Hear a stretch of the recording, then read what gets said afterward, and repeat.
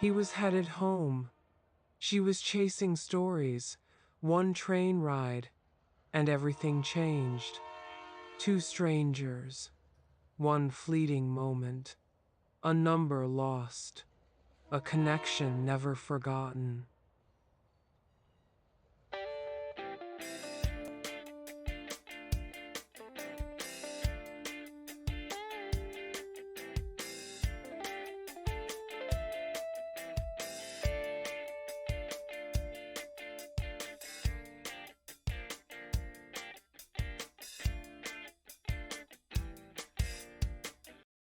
Clatter of the train hummed beneath Ethan Carter as he gazed out the window. Miles of countryside blurred past, giving way to the sun-drenched fields of the south. He hadn't been home in years, but his father's voice on the phone, warm but frail, had pulled him back. As an architect, Ethan was used to structure, to plans and blueprints where everything fit perfectly. But life wasn't like that.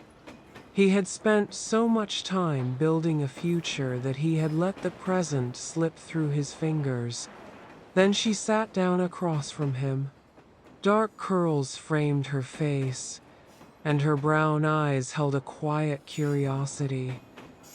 She offered a polite smile before settling into her seat, pulling out a well-worn book. Ethan cleared his throat. Good book? She glanced up, amusement flickering across her face. It's a classic. She tapped the cover. The Great Gatsby. You?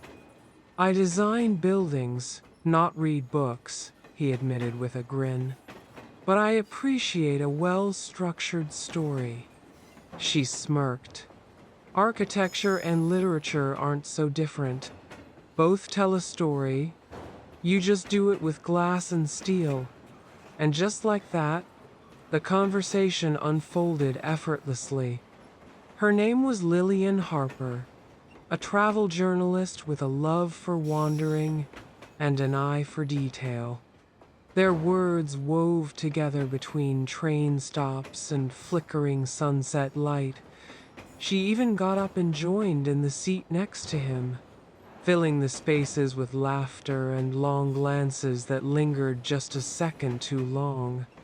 By the time the train pulled into his stop, Ethan knew he wasn't ready to say goodbye. She must have felt it too because she pulled out a pen and scribbled her number on a train ticket. Call me, she said, pressing it into his palm. He smiled. I will. His father's house smelled like fresh oranges and old books. A wide, sun-drenched porch wrapped around it, lined with rocking chairs that had seen decades of quiet conversations and summer storms. About time you came home, his father, Robert, grumbled as Ethan stepped inside. His voice was rough with age but laced with warmth. You're too thin. You been eating? Ethan chuckled. Good to see you too, Dad. The next 2 weeks were filled with slow mornings and long conversations. They drank coffee on the porch, reminiscing about the good old days. They talked about Shelley. I miss Mom. I do too, son. Come home with me, Pops, one day, son. One day. You say that every time I ask, Pops. They looked at each other with a smile. No more words, but there was an unspoken but felt love for his father and him for his son. They watched the leaves blow on the trees. They watched as the neighbors walked their dogs. They took afternoon drives down winding country roads, stopping at roadside fruit stands and mom-and-pop diners. One evening, as they sat outside with a couple of beers, Ethan found himself telling his father about Lillian. His father smirked. Then call her. I will. I totally will. This is my time with you, Dad. But I definitely will call her. But life had other plans. Somewhere between the rush of unpacking and settling back into his childhood home, the ticket disappeared. Ethan tore through his bags. He checked under furniture, retraced his steps, even searched between the pages of books he had flipped through that morning. Ethan searched everywhere. Every pocket, every crevice of his luggage, and yet he refused to accept it. Maybe, just maybe, fate wasn't that cruel, but it was gone. Robert watched him pace in frustration. Son, if it's meant to be, you'll find her again, he thought. Why didn't I put her number in my phone? How stupid of me, he thought. I let her slip away. Ethan wanted to believe his father. On the return trip home 2 weeks later, he watched the train doors at every stop, hoping she'd step through. Every time the doors slid open, his heart leaped, only to sink when another stranger filled the space where she should have been. He prayed for one more chance, willed the universe to let him see her again. But stop after stop, she never appeared. By the time he made it back home, disappointment settled heavy in his chest. The train ride that had once felt full of possibility now felt unbearably empty. Life moved forward.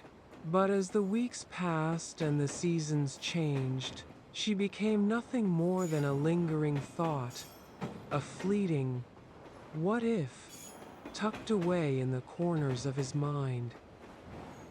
Ethan buried himself in projects, designing high rises that touched the sky.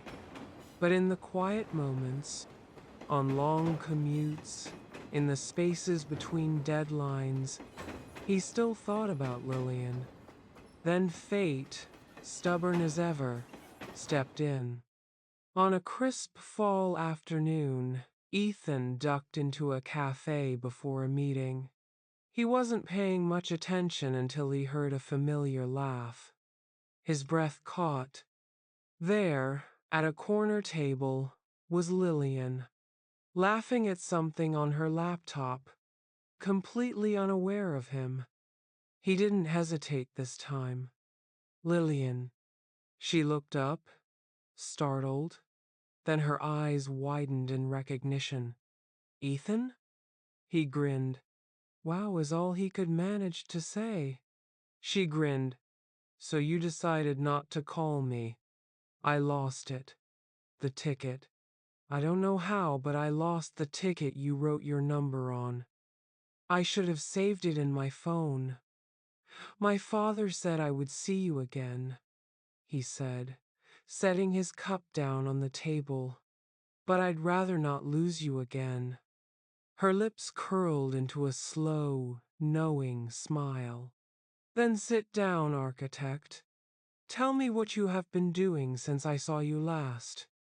And just like that, the journey began again.